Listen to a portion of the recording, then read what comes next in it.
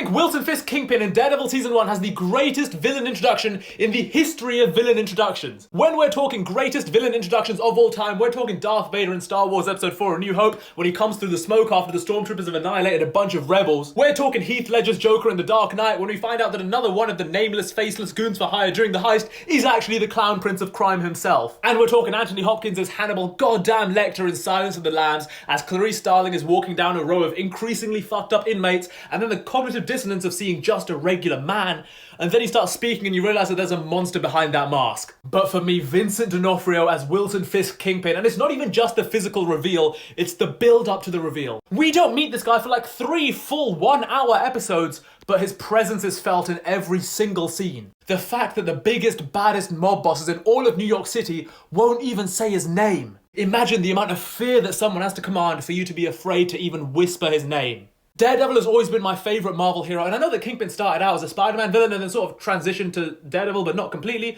He's sort of New York's villain. But when I first watched this show, I was like 14 by the way, I was like way too young. I went into the show cold, I watched none of the trailers, and I remember thinking, there's only one person this could be. Only one person could have all of New York City in this absolute death grip. It's not going to be Hammerhead, it's not going to be Silvermane.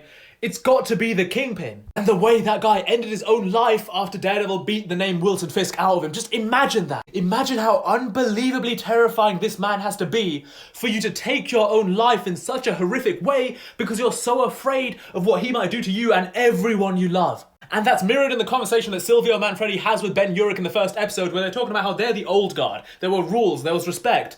Now something completely different has come to New York. And now they're doing Devil's Reign because he's the mayor of New York. I can't fucking wait.